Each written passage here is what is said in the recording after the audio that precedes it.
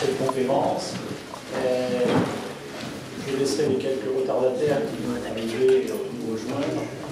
Nous accueillons Ingénieurs et Scientifiques de France, sont vraiment ravis aujourd'hui d'accueillir le docteur Daniel Bernard.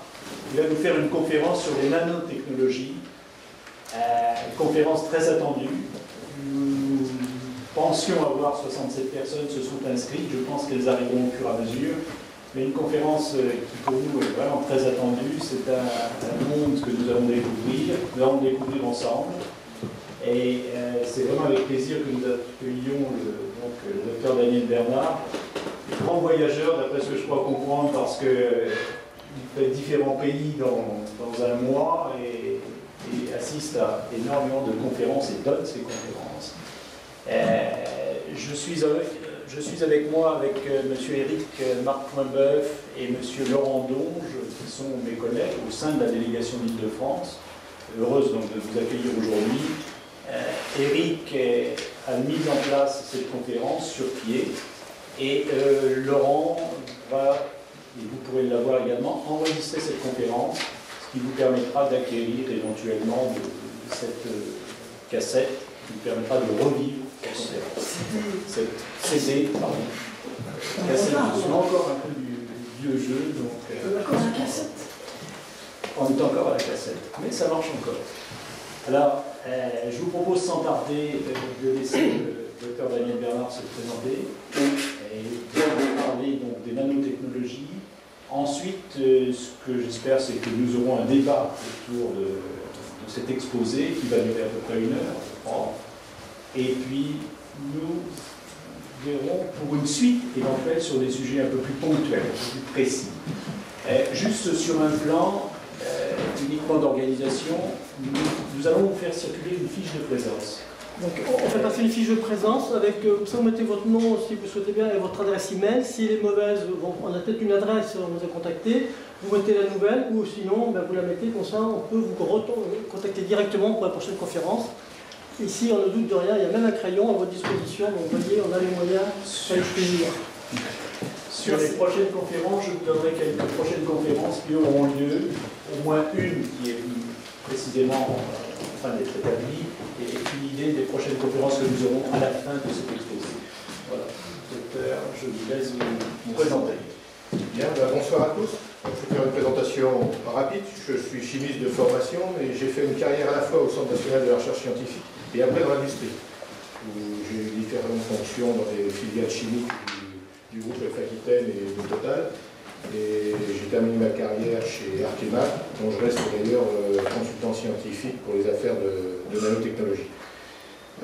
Bon, je suis président de la commission nanotechnologie du CNISF, ça c'est directement. Je préside la commission AFNOR nanotechnologie et à ce titre, je dirige la délégation française de normalisation nanotechnologie, à la fois à la Commission européenne de normalisation à Bruxelles et à la NISO. Donc là, les réunions nous emmènent un petit peu plus loin, la prochaine étant dans moins de 8 jours. Dans 8 jours, jour pour jour, je serai à Kuala Lumpur, à la tête d'une dizaine de personnes pour une délégation pour la réunion semestrielle de l'UNESCO. Je suis en même temps membre du conseil scientifique nanotechnologique de l'Agence nationale de la recherche et je suis président de l'Association européenne des producteurs de nanotubes de carbone au sein du CEFIC, le Conseil européen de la Fédération des industries chimiques, et en même temps membre du management du groupe. Et à ce titre, j'ai pas mal de relations avec les commissions européennes. Je suis membre du High-Level Group sur les technologies émergentes, par exemple, à la direction générale de l'entreprise à Bruxelles. Donc vous voyez, je suis essentiellement à la haute technologie, mais mon background, je suis chimiste, et vous verrez dans ma présentation, j'ai une approche assez chimique des nanotechnologies. Donc ce que je vais essayer de faire aujourd'hui, c'est de vous présenter, de vous introduire un peu les nanotechnologies, parce que bon, c'est à la mode. On en a beaucoup parlé à cette époque-là, l'année dernière, j'étais porte-parole de l'Union des industries chimiques dans le débat public sur les nanotechnologies, où il ne s'est pas dit grand-chose au niveau du bruit. Le principal outil que j'ai utilisé, c'est les bouquets et le casque anti-bruit, puisqu'il n'y a pas eu tellement d'expression orale constructive. Mais à ce titre-là, si vous voulez, je vais essayer de faire une introduction des nanotechnologies. De quoi parle-t-on? Parce que tout le monde parle nanotechnologie et le mot est utilisé pour ne pas dire galvaudé. Et comme j'entends parfois à l'ANR, on met nanotechnologie devant n'importe quoi pour obtenir des financements, ce qui est un petit peu vrai. Suivant les cultures l'origine culturelle, physicien, chimiste ou autre, chacun met des nanotechnologies dans son domaine de taille, et ça crée un peu une discordance, à tel point qu'actuellement, pour la réglementation, que ce soit Grenelle 2 ou que ce soit les réglementations européennes, personne n'est d'accord sur la définition de nanotechnologie et de nanomatériaux. Donc faire une réglementation sur les nanos, oui, mais il faudra commencer par les définir. Donc je vais vous faire un peu un historique, où tout le monde est à peu près d'accord, c'est déjà un bon point. Après, donner les définitions qui sont reconnues internationalement, et je me baserai là-dessus pour faire après un exposé sur quelques aspects des nanomatériaux, et je terminerai par ce qui devrait engager la discussion, comment gérer les incertitudes avec les nanotechnologies et les nanomatériaux, toutes les questions qui se posent, essentiellement, et les premières réponses que l'on peut commencer à avoir, mais réponses qui sont parfois très incertaines. Donc, nanotechnologie, nanomatériaux, de quoi parlons-nous? Je pense que c'est la meilleure question à se poser et que la majorité des gens ne se sont pas posés. D'ailleurs, peut-être moi le premier, puisque je suis tombé par hasard dans les nanotechnologies, ça fait exactement 12 ans. Dans une rencontre avec Jean-Claude Bernier, qui était directeur de la branche chimie du CNRS, parce qu'on m'avait confié un dossier qui traitait de nanomatériaux sans que c'était précisé. Donc de quoi parlons-nous? Ça, je pense que tout le monde est d'accord. La genèse du nanomonde, la naissance, c'est le 29 décembre 1959, Richard Feynman, physicien. Vous voyez, ça c'est sa photo sur son watch quand il était à Los Alamos en travaillant sur le projet Manhattan. Donc il était tout jeune à cette époque-là.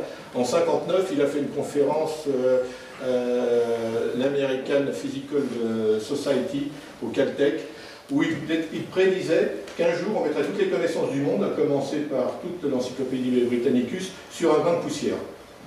Et donc son message clé, c'est la phrase emblématique « There is plenty of rooms in the bottom ». Ça, dès qu'on parle de nanotechnologie, c'est mis en avant. Ça n'a rien à dire, il y a plein d'espace en bas. Quelques années plus tard, ses élèves ont écrit une partie de son message sur une toute petite surface. Vous voyez, en haut c'est une taille de 60 nanomètres, en bas c'est 400 nanomètres.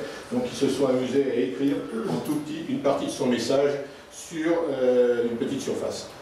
Et donc Richard Feynman a eu le prix Nobel de physique en 1965, et il nous a quittés malheureusement en 1988.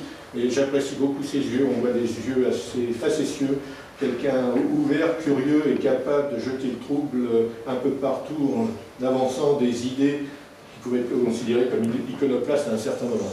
Donc ça, tout le monde est d'accord, 29 décembre 1959, date de naissance du nanomonde, sans savoir ce que ça allait entraîner. Alors après, quelques dates repères.